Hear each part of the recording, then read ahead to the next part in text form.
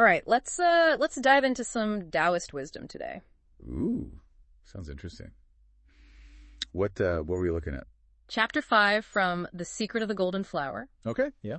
It's by Dongbin, and it's called Errors in Returning the Light. Errors in Returning the Light. That's intriguing. It is. So are we going to be talking about the pitfalls of, like, spiritual cultivation and all that? Exactly, yeah. Cool. Dongbin lays out some of the common mistakes that people make, when they're on the path trying to cultivate their inner alchemy and all. Okay. And he even contrasts it with Zen Buddhism, which I thought was pretty interesting. Interesting. So, are we talking beginner mistakes here, or are we talking like, for people who are a little more seasoned in their practice? That's the thing. He's actually addressing people who are already pretty far along.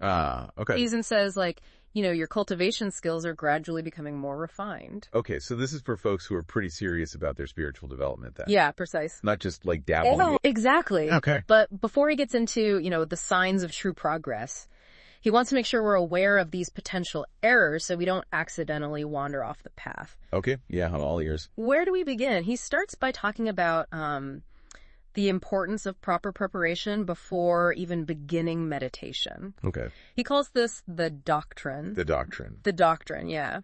But it's not as like rigid or like scary as it sounds, It's Right. more about setting the right internal environment. Yeah. He stresses like, having a calm spirit, peaceful breath, serene mind before you even start meditating. So no jumping into meditation with a racing mind and a to-do list. Yeah. Like, all the things I got to do today. Exactly. Yeah. Exactly. Yeah. It's like, preparing the soil before you plant a seed. Right. You wouldn't just like throw a seed onto hard, rocky ground and expect it to flourish. Makes perfect sense. Right. Yeah, so it's about cultivating that sense of inner stillness and ease before you kind of go deeper. Exactly. And then he gets into some of the, mistakes people make once they've kind of set that foundation and they're actually trying to enter stillness. Okay. One of the errors he describes is becoming too rigid or lifeless in meditation. Oh.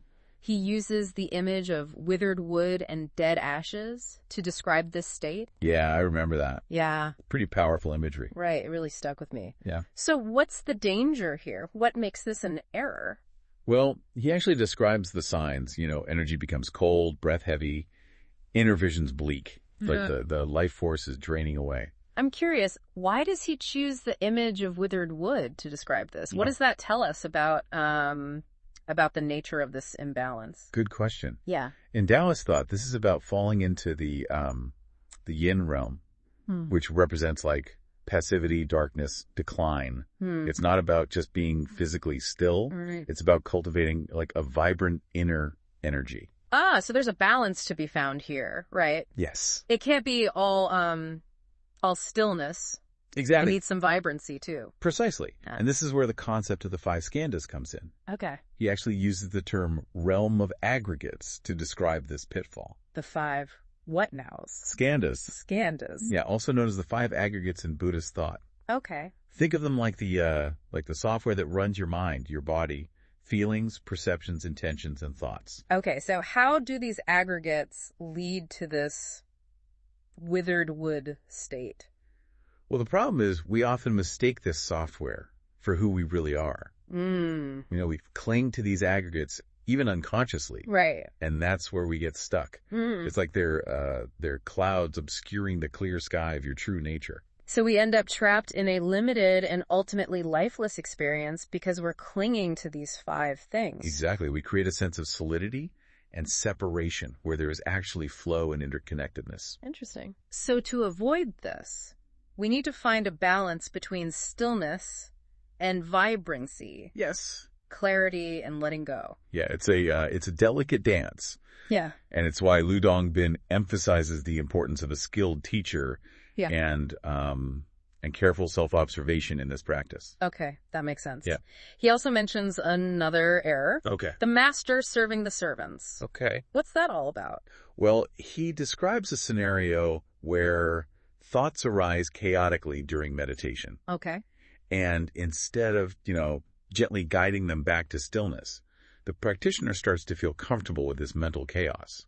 Wait, so you're saying that even when we think we're in control of our thoughts, we might actually be serving them? Yeah, it's a common trap. Wow. It feels natural. Right. Maybe even comforting, but it's like letting the inmates run the asylum. Right. Yeah. The mind, instead of being the master of its thoughts, Yes. becomes enslaved by them. Exactly. The master serving the servants. I love that. It's very vivid. But what are the long-term consequences of this error? Yeah, what happens if we just keep letting the inmates run the asylum? Well, Dongbin says that continuing down this path can lead to entrapment in the realm of sensual desire, and even potential reincarnation as, and I quote, a fox spirit. A fox spirit. A fox spirit. Okay, now that's a twist I was not expecting. Right. So are we talking about actual foxes here? Yeah. Or is this some kind of metaphor? Well, it's a bit of both. Okay. You know, in Daoist and Chinese folklore, fox spirits are often depicted as shape-shifting creatures with supernatural powers, sometimes associated with trickery and seduction. Okay, so maybe not the most desirable outcome. Right. Even if they do get to live in the beautiful mountains for hundreds of years. Exactly. Yeah. This error is about getting seduced by the allure of immediate gratification. Okay. Whether it's sensual pleasure or even the feeling of being right all the time. We trade long-term freedom for a temporary hit of dopamine. So even though these fox spirits seem powerful, Yes. they're still stuck in the illusion of a separate self, just like we are when we get caught up in our desires and cravings. Precisely. Okay. And that's exactly Dongbin's point. So it's a distraction from the true goal of Taoist practice, which is to transcend these limitations and achieve a state of liberation. Exactly. This is all fascinating. Right. But a little terrifying, too. Yeah. It sounds like there are a lot of ways to go wrong in this practice. So how do we know when we're on the right track? That's the key question. And luckily, Dongbin promises to reveal the signs of success later in the chapter. Okay. But before we get to that, Yeah. I think it's important to remember that he's offering these cautions not to discourage us. Right. But to kind of guide us towards a more skillful and effective practice. Yeah, it's like he's giving us a map of the potential hazards. Exactly. So we can navigate the terrain more successfully. Yes. So let's talk about the signs of success. What does he say about recognizing when we're on the right path? Well, he's actually a bit coy about revealing those signs just yet. Really? He says, once you recognize these errors, we can then discuss the signs of success. Oh, so he's leaving us in suspense. A little bit, yeah. Is that some kind of teaching technique? It could be. Like to make us really contemplate the errors first? Yeah, I think by highlighting the pitfalls, he's making us more aware of the subtle ways we can go astray. Okay. And that awareness itself is a key part of the path. I see. Awareness as a signpost. Exactly. So even though he doesn't explicitly lay out the signs of success, Right. maybe we can glean some clues from what he's already told us. Absolutely. Okay. So if falling into the yin realm is characterized by, lifelessness and stagnation, All right. then true progress must involve a sense of vibrancy and aliveness. Okay. So instead of withered wood, Yes. we should be looking for signs of blossoming growth. Exactly. Maybe even a little spark of inner fire. Yes, precisely. Okay. And remember how he emphasized the importance of not letting the master serve the servants? Yes, absolutely. The mind shouldn't be ruled by chaotic thoughts. Right. So a sign of success would be a growing sense of mastery over the mind. Hmm. An ability to observe thoughts without being swept away by them. Like being the calm eye of the storm, Yes. even when the mental winds are swirling around you. A perfect analogy. And this mastery isn't about forceful suppression. Yeah. It's about cultivating a spacious awareness Exactly. that can hold all experiences without judgment or attachment.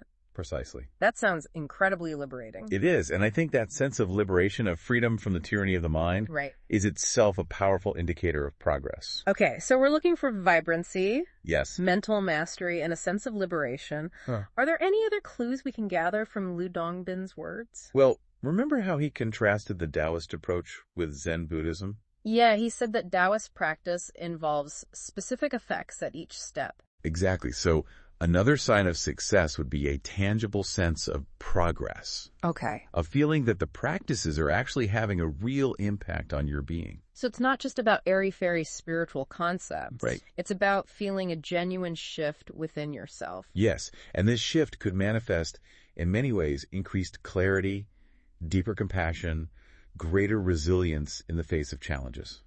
So basically, if you're walking the path authentically, you'll know it. You'll know it. The fruits of the practice will be evident in your life. Precisely. And I think that's a really empowering message. Yeah. It means that we don't have to rely on external validation or wait for some dramatic spiritual awakening to know if we're on the right track. Yeah. The proof is in the pudding, as they say. I love that. Yeah. It puts the power back in our own hands. Exactly. And it highlights the importance of cultivating a deep sense of self-awareness. Right. An ability to honestly observe our own inner landscape and recognize the subtle signs of progress or stagnation. So ultimately, it comes back to mindfulness. Mindfulness. To that ability to pay attention to our experience in the present moment without judgment. That's the key. Mindfulness is the foundation of all spiritual growth. Yeah. Because it allows us to see clearly where we are, what's working, and what needs to be adjusted.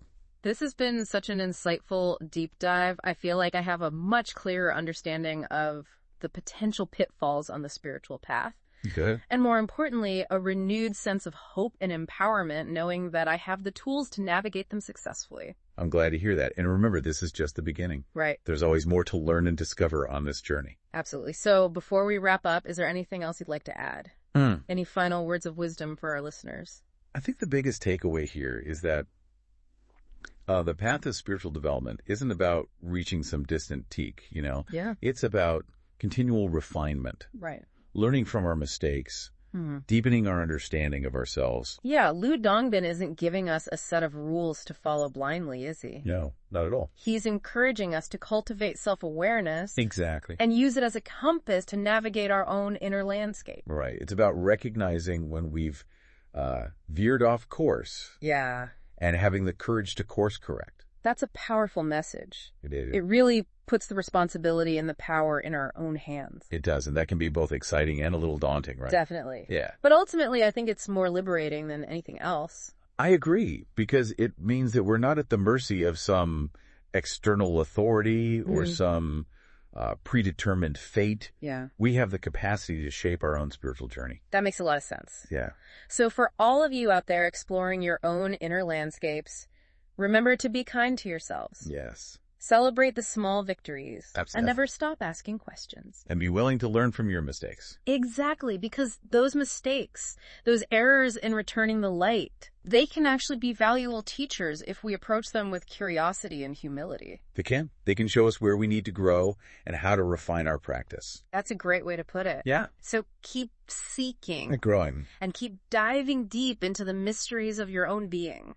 And maybe, just maybe, avoid becoming a fox spirit. Oh, definitely avoid the fox spirit scenario. Yeah. But hey, if you do happen to encounter one in a beautiful mountain, send us a postcard. We'd love to hear about it. Until next time, fellow explorers.